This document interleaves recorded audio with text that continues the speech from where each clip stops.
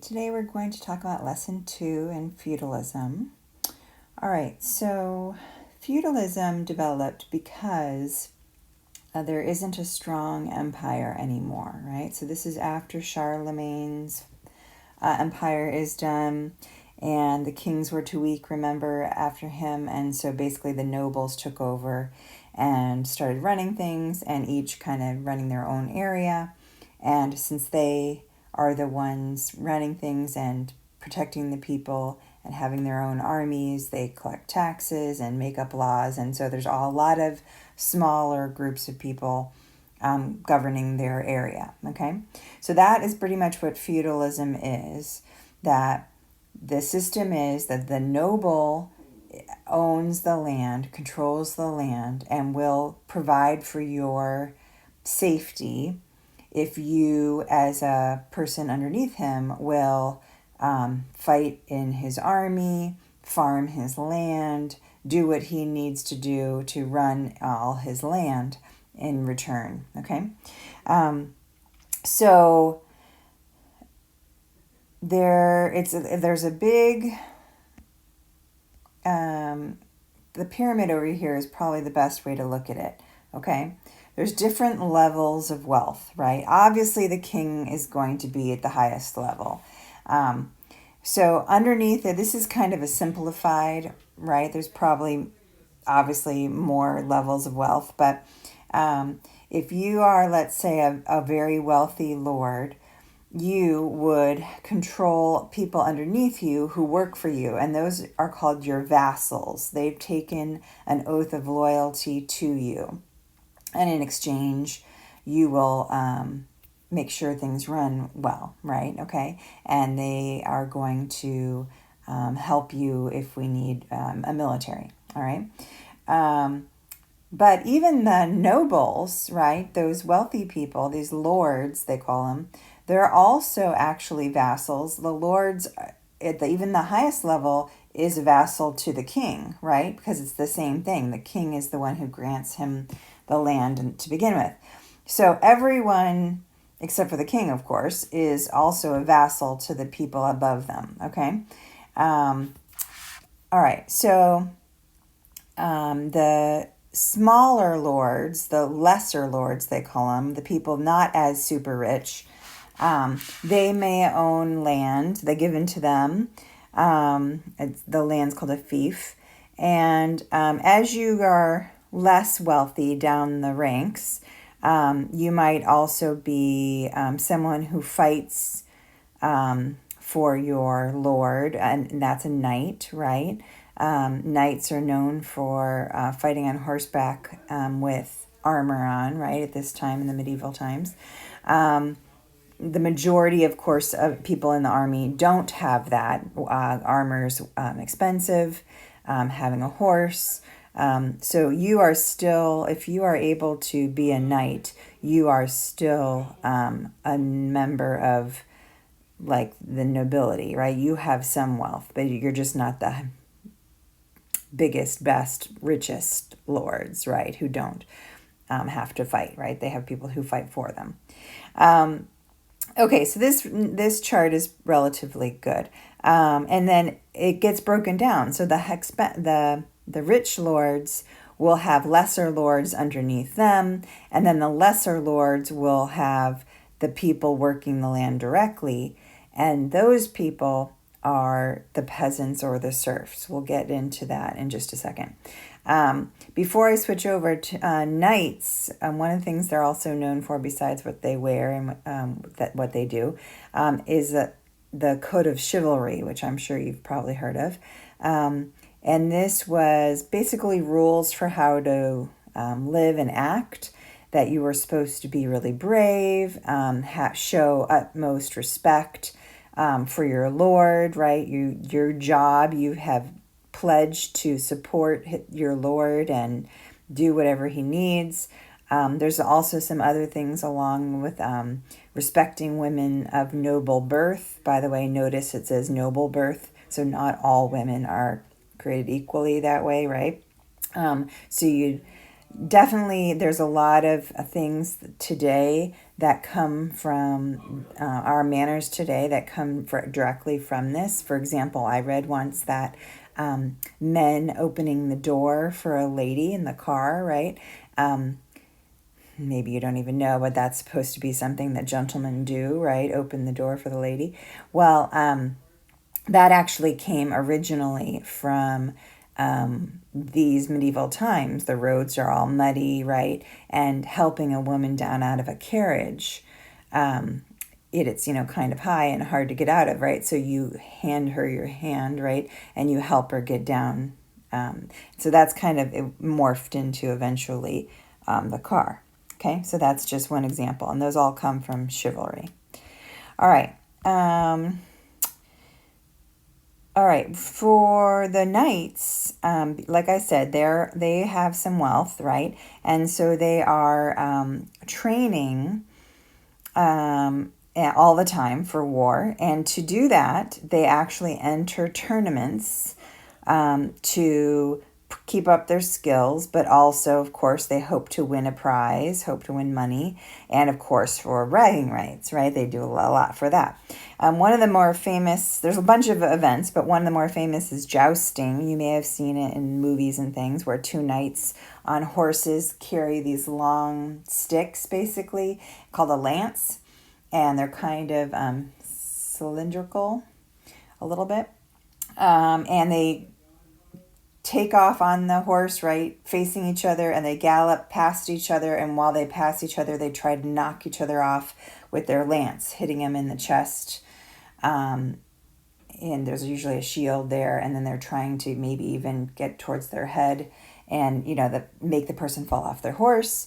It's very dangerous. The wood lances break a lot of times, so you can get punctured. And if you knock off, of course, you get concussions or worse, right? So it was very dangerous, but very popular. Okay, and then, of course, if you are off doing these tournaments, right, then who's at home making sure your castle's run? Of course, this is where women did get their power, right? Women do have the authority to run the castle and everything and the estates while these nobles are off, doing their tournaments. I have a picture for you for this next section of what a castle and the estate looked like. There's a motte, which is a really steep hill. And then the second part is the bailey, which is a more open, flat space. Everything is controlled or circled by walls for protection, of course. So I have a illustration to show you for that. Okay, and I like this picture too, kind of showing you the internal workings of what a castle might have looked like. Okay, all right, and then here is, okay, so I'll put another illustration of what the manor is. The manor is, so the fief, the really large piece of land, is broken down into smaller manors, right? So the smaller lords would have the smaller manors. And on that land, it's broken down into different parts. Part of it is, of course, the castle for the noble, and then the fields, and then there's like a village for the peasants, okay, who are all going to work for the noble running the fields. There's different kinds of peasants, and of course, remember, like it's a pyramid, right? So the majority of people are in this bottom category. And there's two kinds of peasants, okay? So a peasant just means you're poor, right? So there's two kinds though, a freeman and a serf. So a freeman is obviously free. They are not tied to the manor. They have freedom to move away if they want to, okay? They're I would say above a serf in that sense, even though they're both considered peasants. They work for the noble. They pay them a fee to be able to work on some land, and it's like their own land. And so they rented it almost, right? Serfs, on the other hand, cannot leave. They don't have freedom. They are not considered slaves, though, right? Because slaves means you have absolutely no rights and they can sell you away and you can't do anything about it and things like that, right? A serf is slightly better because they do have some rights. They cannot be sold away. They cannot be the land they've agreed to, in this system. They can't take that away from them. Okay. So there's a little bit more, but they're very poor and they can't own their own property. They're just working the land to survive. They can't even get married without the noble's permission. Okay, so it is definitely similar to a slave, but not quite as bad. So they work really, really hard, really long hours. They're working on the fields or possibly in one of the other jobs that's needed, right? And they work a lot of time on the land that's the noble's land, and then they also are given some time to work on their own land. But even when they got to work on their own, they have to give a portion of their crops to the noble as the rent. And also you want to use the noble's mill to make your grain into flour. Then that's a charge. Or if you want to use the community bread ovens or the wine press, anything that you want to use, you still get charged. So they do not do very well, right? They're barely eking out an existence. Sometimes they would try to escape because it's a terrible life, right? And the kind of rule was if you get to a town, usually that's where you go look for a new job, right? If you're gone for more than a year, then basically you did it, you're free. And if you were caught though, and then you would have to be forced to come back, okay? As the years go on, that tends to change a little, and if they were able to gather some money later, they were able to buy their freedom, but that was later on. Okay, so like I mentioned earlier, they live in a village, small little cottages, around an open area called a village green. They work really hard all year round. And here's a picture of what that might look like. Okay, they kind of go into detail. I didn't highlight it as things you need to know exactly, but you should read that and understand. And of course, they're Catholic, right? We talked about Catholicism spreading quite a bit.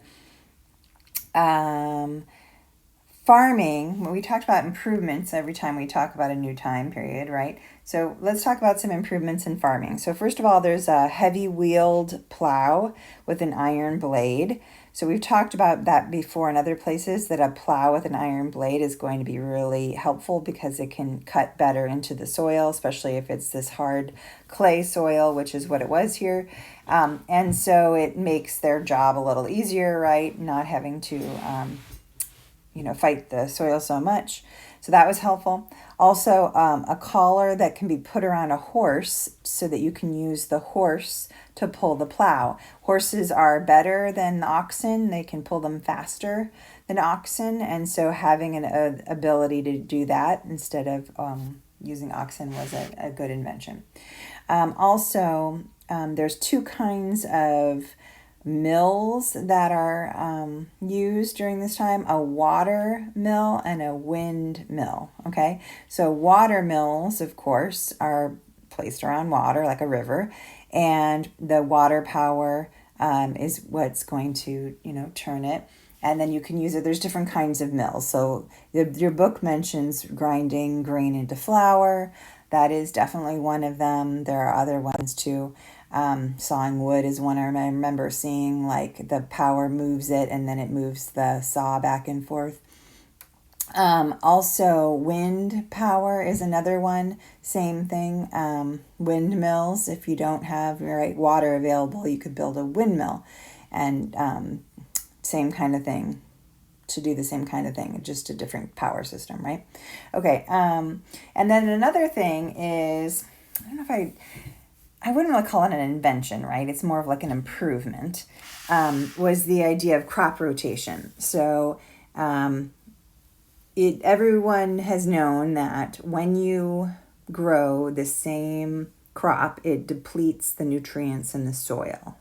And so one of the things they figured out is if you actually split your fields into 3 pieces, and one of them is fallow. Fallow means you purposely do not plant anything to kind of give it a rest.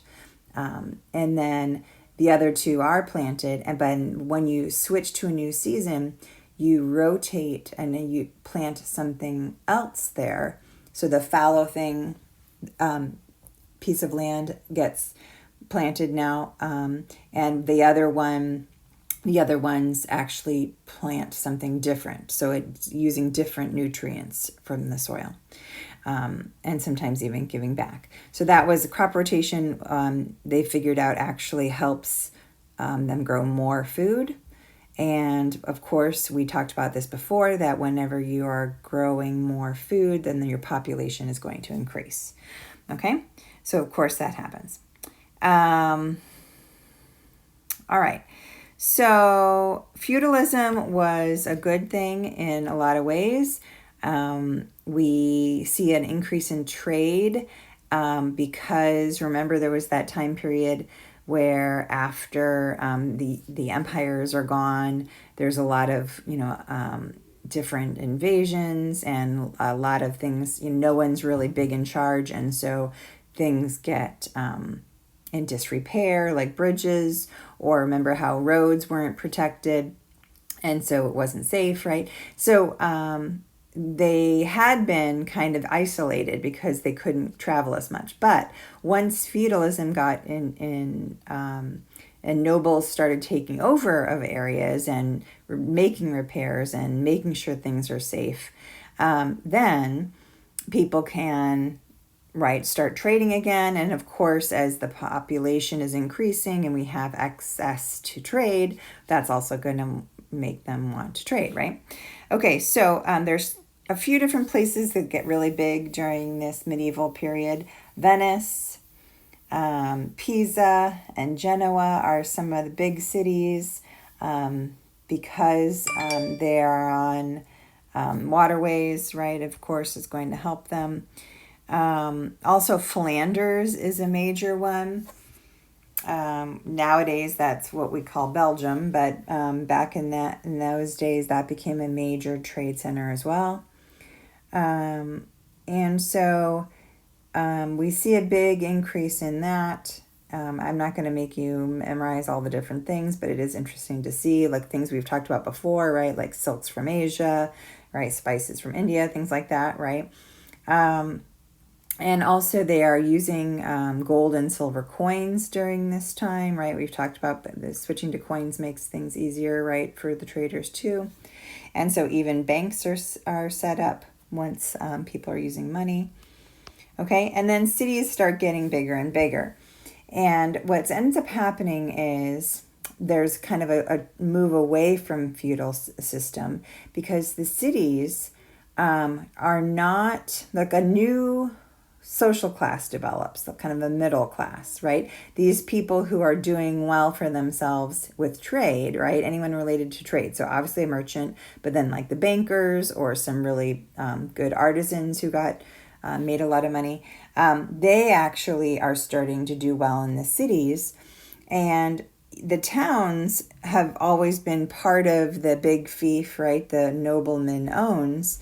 But now the towns are actually feeling kind of independent and kind of demanding some rights for themselves, right? Like they might not want to have to serve in the military or pay taxes and things, and they start getting more rights than they had before, okay?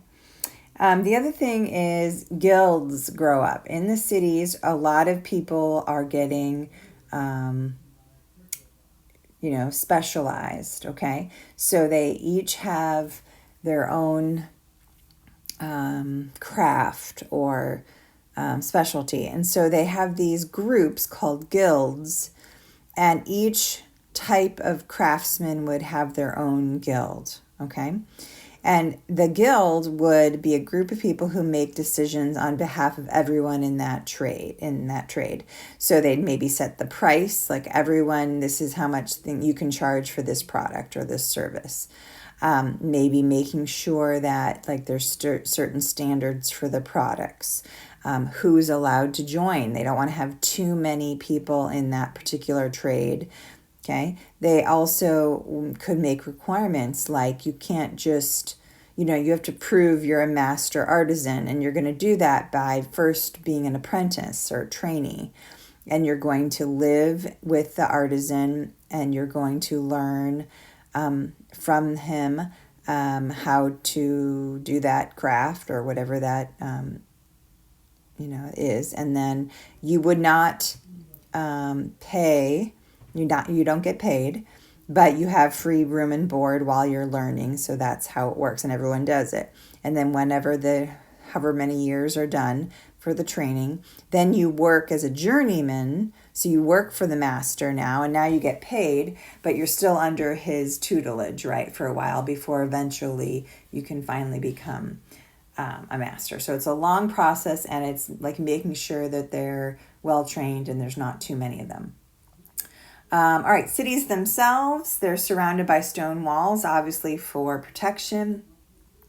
The cities, remember, are made mostly out of wood, and they're very crowded, a lot of people living in the city. And of course, they're using fire, right? Candles, fireplaces, things like that, for both light and heat. And so unfortunately, of course, you're going to have quite a few fires, and it can be quite dangerous. Also, there's a lot of smoke in the air from either wood or coal. So of course, think nowadays we know that breathing in all that smoke is bad for you, but of course they didn't know that at the time. And just cleanliness and health in general was not really the same back then. I mean, for example, they mentioned there that the sewers were open, right?